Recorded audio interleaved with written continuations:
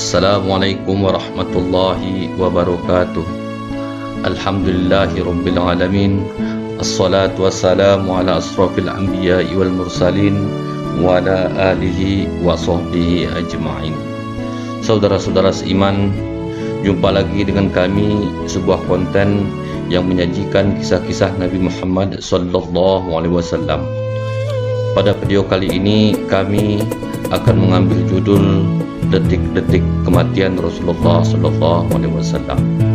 Jika saudara-saudara berkenan dengan video ini, silahkan saudara-saudara subscribe, like, serta aktifkan lonceng notifikasinya agar kami dapat terus memberikan kisah-kisah tentang Rasulullah sallallahu alaihi wasallam. Saudara-saudara, beginilah kisahnya. Rasulullah Muhammad sallallahu alaihi wasallam wafat pada hari Senin pagi tanggal 12 Rabiul Awal tahun 11 Hijriah atau 633 Masehi. Beliau wafat pada usia 63 tahun lebih 4 hari. Isyarat dekatnya ajal Rasulullah sallallahu alaihi wasallam dimulai ketika beliau beriktikaf selama 20 hari di bulan Ramadan tahun 10 Hijriah. Malaikat Jibril mengulang Al-Quran hingga 2 kali dalam tahun itu bersama Rasulullah. Kemudian di Padang Arafah saat Haji Wada, Rasulullah SAW bersabda, "Aku tidak tahu pasti, barangkali setelah tahunku ini aku tidak akan bertemu lagi dengan kalian di tempat wukuf ini untuk selamanya." Sabda beliau di Jamratul Aqabah, "Ambillah dariku manasik kalian atau cara-cara menunaikan ibadah haji. Sepertinya setelah tahun ini aku tidak berkesempatan lagi untuk menunaikan ibadah haji." Kemudian Rasulullah SAW beranjak menuju mimbar seraya bersabda, "Sesungguhnya aku yang akan mendahului kalian, dan sesungguhnya aku menjadi saksi terhadap kalian. Demi Allah, sungguh saat ini aku sedang melihat liang kuburku. Kepadaku telah diserahkan kunci-kunci perbendaharaan bumi atau kunci-kunci bumi. Dan demi Allah, aku tidak mengkhawatirkan kalian akan musyrik setelahku. Akan tetapi yang kutakutkan kalian akan berlomba-lomba mendapatkan kunci-kunci itu." Di malam lain, Rasulullah SAW keluar menuju Baqi, lalu meminta ampunan untuk mereka yang dikebumikan di sana seraya berkata, "Assalamualaikum wahai para penghuni kubur. Rasakanlah kemudahan keadaan yang sedang kalian alami dibandingkan keadaan yang sedang terjadi pada orang-orang yang masih hidup. Fitnah-fitnah telah datang seumpama potongan-potongan malam gelap gulita yang ujung sepotongnya mengikuti awal potongan lainnya. Pada akhirat lebih berat daripada dunia." Pada akhir perkataannya, Rasulullah menyampaikan kabar gembira pada mereka dengan mengucapkan, "Sesungguhnya kami akan menyusul kalian semua." Ibnu Mas'ud radhiyallahu anhu berkata bahwasanya ketika ajal Rasulullah SAW sudah dekat, Rasulullah mengumpulkan kami di rumah Aisyah radhiyallahu anha. Kemudian Rasulullah memandangi kami sambil berlinang air matanya, lalu berkata, "Marhaban bikum, semoga Allah memanjangkan umur kamu semua. Semoga Allah menyayangi kamu, menolong dan memberikan petunjuk kepadamu. Aku berwasiat kepada kamu semua agar bertakwakal kepada Allah. Sesungguhnya aku adalah sebagai pemberi untuk kamu. Janganlah kamu berlaku sombong terhadap Allah." Kemudian kami bertanya, "Bilakah ajalmu ya Rasulullah?" Lalu Rasulullah menjawab, "Ajalku telah hampir dan akan pindah ke hadirat Allah, ke Sidratul Muntaha dan ke Jannatul Ma'wa serta ke Arsyilah." Lalu kami bertanya lagi, "Siapakah yang akan memandikan engkau ya Rasulullah?" Rasulullah menjawab, "Salah seorang ahli bait." Lalu kami bertanya lagi, "Bagaimana nanti kami mengapanimu ya Rasulullah?" Lalu Rasulullah menjawab, dengan bajuku ini atau pakaian Yamaniyah. Kami bertanya, siapakah yang akan mensolatmu ya Rasulullah? Kami menangis dan Rasulullah pun turut menangis. Kemudian Rasulullah SAW berkata, tenanglah, semoga Allah mengampuni kamu semua. Apabila kamu semua telah memandikan dan mengapaniku, maka letakkanlah aku di atas tempat tidurku di dalam rumahku ini, di tepi liang kuburku. Kemudian keluarlah kamu semua dari sisiku. Maka yang pertama-tama mensolatkan aku adalah sahabatku Jibril alaihissalam, kemudian Mikail, kemudian Israfil, kemudian malaikat Israel serta bala tentaranya. Kemudian masuklah kamu dengan sebaik-baiknya, dan hendaknya yang memulai sholat adalah kaum laki-laki dari pihak keluargaku, kemudian yang wanita-wanitanya, dan kemudian kamu semua. Sejak saat itu Rasulullah SAW bertambah sakitnya yang ditanggungnya selama 18 hari. Setiap hari ramai umat mengunjungi Rasulullah SAW sehingga datangnya hari Senin, di saat Rasulullah menghembuskan napasnya yang terakhir. Sehari menjelang wafatnya Rasulullah SAW, yaitu pada hari Minggu, penyakit Rasulullah semakin bertambah serius. Pada hari itu, setelah Bilal bin Rabah selesai mengumandangkan azannya, dia berdiri di depan pintu Rasulullah, kemudian memberi salam, Assalamualaikum ya Rasulullah. Kemudian dia berkata lagi, As-salatu yarhamkumullah. Fatimah menjawab, Rasulullah dalam keadaan sakit. Maka kembalilah Bilal ke dalam masjid. Ketika bumi terang disinari matahari siang, maka Bilal datang lagi ke tempat Rasulullah. Lalu dia berkata seperti perkataan yang tadi. Kemudian Rasulullah memanggilnya dan menyuruh dia masuk. Setelah Bilal bin Rabah masuk, Rasulullah bersabda, saya sekarang berada dalam keadaan sakit, wahai Bilal. Kamu perintahkan saja agar Umar Abu Bakar menjadi imam dalam sholat. Maka keluarlah Bilal sambil meletakkan tangan di atas kepalanya sambil berkata, aduhai, alangkah baiknya jika aku tidak dilahirkan ibuku. Kemudian ia masuk ke masjid dan memberitahu kepada Abu Bakar agar beliau menjadi imam dalam sholat tersebut. Ketika Abu Bakar melihat ke tempat Rasulullah SAW yang kosong, sebagai seorang lelaki yang lemah lembut, dia tidak dapat menahan perasaannya lagi. Lalu dia menjerit dan akhirnya ia pingsan. Orang-orang yang berada dalam masjid menjadi bising sehingga terdengar oleh Rasulullah SAW. Lalu Rasulullah bertanya, wahai Fatimah, suara apakah yang bising itu? Lalu Fatimah menjawab, orang-orang menjadi bising dan bingung karena Rasulullah tidak ada bersama mereka. Kemudian Rasulullah memanggil Ali bin Abi Thalib dan Abbas sambil dibimbing oleh kedua mereka berdua. Maka Rasulullah berjalan menuju ke masjid. Lalu Rasulullah sholat 2 rakaat. Setelah itu Rasulullah melihat kepada orang ramai seraya bersabda, ya ma'asyiral muslimin, kamu semua berada dalam pemeliharaan dan perlindungan Allah. Sesungguhnya Dia adalah penggantiku atas kamu semua setelah aku tiada.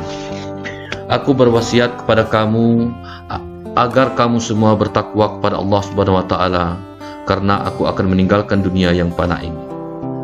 Hari ini adalah hari pertama aku memasuki alam akhirat, dan sebagai hari akhirku berada di dunia ini. Sesudah sholat subuh, umat Islam melihat Rasulullah berangsur sehat. Panglima Usama bin Zaid memohon diri kepada Rasulullah pergi berangkat melaksanakan tugas yang diberikan Rasulullah kepadanya. Setelah Nabi mengizinkan, berangkatlah Usamah ke Juruf, tempat tentara Islam berkemah, dan sampailah Usamah di Juruf. Ketika asik menyiapkan dan mengatur siasat perang, tiba-tiba datanglah utusan dari Madinah membawa kabar duka wafatnya Rasulullah SAW. Mendengar kabar itu, Usamah menjadi bingung.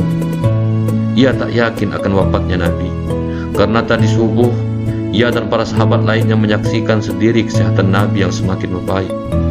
Dan beberapa jam kemudian seorang utusan menyampaikan bahwa Nabi telah tiada. Tanpa berlama-lama, Usamah dan seluruh pasukannya kembali ke Madinah, menemui untuk yang terakhir kalinya kekasih tercinta yang tak akan pernah ketemu lagi untuk selama-lamanya. Lalu pulanglah pasukan itu dibungkus kesedihan yang mendalam dan duka yang membalut sepanjang perjalanan mereka. Esok harinya, yaitu pada hari Senin, Allah mewahyukan kepada malaikat maut supaya turun ke bumi menemui Rasulullah SAW dengan berpakaian sebaik-baiknya. Allah menyuruh malaikat maut mencabut nyawa Rasulullah SAW dengan lemah lembut. Seandainya Rasulullah menyuruhnya masuk, maka dia dibolehkan masuk. Tetapi jika Rasulullah tidak mengizinkannya, dia tidak boleh masuk dan hendaklah dia kembali saja. Maka turunlah malaikat maut untuk menunaikan perintah Allah Subhanahu wa Ta'ala. Dia menyamar sebagai seorang biasa. Setelah sampai di depan pintu tempat kediaman Rasulullah, malaikat maut pun berkata, "Assalamualaikum wahai ahli rumah kenabian, sumber wahyu dan risalah." Fatimah pun keluar menemuinya dan berkata kepada tamunya itu, "Wahai Abdullah, Rasulullah sekarang dalam keadaan sakit." Kemudian malaikat maut itu memberi salam lagi, "Assalamualaikum, bolehkah saya masuk?" Akhirnya Rasulullah mendengar suara malaikat maut itu. Lalu Rasulullah bertanya kepada putrinya Fatimah, "Siapakah yang ada di muka pintu itu?" Lalu Fatimah menjawab, "Seorang lelaki memanggil Rasulullah. Saya katakan kepadanya bahwa Rasulullah dalam keadaan sakit. Kemudian dia memanggil sekali lagi dengan suara yang menggetarkan sukma. Lalu Rasulullah berkata, 'Tahukah kamu siapakah dia?' Lalu Fatimah menjawab, 'Tidak, wahai Rasulullah.' Lalu Rasulullah menjelaskan, 'Wahai Fatimah, dia adalah pengusir kelesatan, pemutus keinginan, pemisah jamaah, dan yang meramaikan kubur.' Kemudian Rasulullah berkata, 'Masuklah wahai malaikat maut.' Maka masuklah malaikat maut itu sambil mengucapkan, 'Assalamualaikum ya Rasulullah.' Rasulullah pun menjawab, 'Waalaikumsalam ya malaikat maut. Engkau datang untuk berziarah atau untuk mencabut nyawaku?' Malaikat maut menjawab, 'Saya datang untuk ziarah sekaligus mencabut nyawa. Jika Tuhan izinkan, akan saya lakukan. Jika tidak, saya akan pulang.' Kemudian Rasulullah bertanya, 'Wahai malaikat maut, di mana engkau tinggalkan Jibril?' Malaikat maut menjawab, 'Saya tinggalkan dia di langit dunia.' Baru saja malaikat maut selesai bicara, tiba-tiba Jibril datang lalu duduk di samping Rasulullah. Maka bertanyalah Rasulullah pada Jibril, 'Wahai Jibril, tidakkah engkau mengetahui bahwa ajalmu telah dekat?' Lalu Jibril menjawab, 'Ya, wahai kekasih Allah.' Seterusnya Rasulullah bersabda, 'Beritahu kepadaku, wahai Jibril, apakah yang telah disediakan Allah untukku di sisinya?' Lalu Jibril pun menjawab, 'Bahwasanya pintu-pintu langit telah dibuka, sedangkan malaikat-malaikat telah berbaris untuk menyambut rohmu.' Lalu Rasulullah bersabda lagi, 'Segala puji dan syukur bagi Tuhanku, wahai Jibril, apalagi yang telah disediakan Allah untukku?' Lalu Jibril menjawab lagi, 'Bahwasanya pintu-pintu surga telah dibuka, dan bidadari-bidadari telah berhias, sungai-sungai telah mengalir, dan buah-buahnya telah ranum, semuanya menanti kedatangan rohmu ya Rasulullah.' Rasulullah bertanya lagi, 'Segala puji dan syukur untuk Tuhanku, beritahu aku lagi, wahai Jibril, apalagi yang disediakan Allah untukku?' Lalu Jibril menjawab, 'Aku memberikan kabar gembira untuk Tuhan. Tuhanlah yang pertama-tama diizinkan sebagai pemberi syafaat pada hari kiamat nanti.' Kemudian Rasulullah bersabda, 'Segala puji dan syukur aku panjatkan untuk Tuhanku. Wahai Jibril, beritahu kepadaku lagi tentang kabar yang menggembirakan aku. Lalu Jibril bertanya, wahai kekasih Allah, apa sebenarnya yang ingin Tuhan tanyakan? Lalu Rasulullah menjawab, tentang kegelisahanku ya Jibril, apakah yang akan diperoleh oleh orang-orang yang membaca Al-Quran sesudahku? Apakah yang akan diperoleh orang-orang yang berpuasa di bulan Ramadan sesudahku? Apakah yang akan diperoleh orang-orang yang berziarah ke Baitul Haram sesudahku? Lalu Jibril menjawab, saya membawa kabar gembira untukmu ya Rasulullah. Sesungguhnya Allah telah berfirman, aku telah mengharamkan surga bagi semua nabi dan umat, sampai engkau dan umatmu memasukinya terlebih dahulu. Maka berkatalah Rasulullah, sekarang tenanglah hati dan perasaanku wahai Jibril. Wahai malaikat maut, mendekatlah kepadaku. Lalu malaikat maut pun mendekati Rasulullah. Ali bertanya, wahai Rasulullah, siapakah yang akan memandikan Rasulullah dan siapakah yang akan mengapaninya? Lalu Rasulullah menjawab, adapun yang akan memandikan aku adalah engkau wahai Ali, sedangkan Ibnu Abbas menyiramkan airnya, dan Jibril akan membawa hanut, yaitu minyak wangi dari dalam surga. Kemudian malaikat maut pun mulai mencabut nyawa Rasulullah. Ketika roh Rasulullah sampai di pusat perut, Rasulullah berkata, wahai Jibril, alangkah pedihnya maut.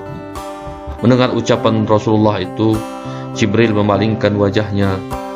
Lalu Rasulullah bertanya lagi, wahai Jibril, apakah engkau tidak suka memandang wajahku? Jibril menjawab, wahai kekasih Allah, siapakah yang sanggup melihat muka Rasulullah, sedangkan Rasulullah sedang merasakan sakitnya maut? Akhirnya roh yang mulia itu meninggalkan jasad Rasulullah. Maka wafatlah manusia mulia itu pada usia 63 tahun. Saudara-saudara, semoga Allah senantiasa mencurahkan selawatnya kepada baginda Rasulullah SAW, memuliakannya dan mengagungkannya. Demikianlah kisah ini yang dapat kami sajikan. Mudah-mudahan kita dapat mengambil iktibarnya, dan semoga kita semua senantiasa mencintai Rasulullah SAW. Allahumma salli ala Sayyidina Muhammad wa ala ali Sayyidina Muhammad. Assalamualaikum warahmatullahi wabarakatuh.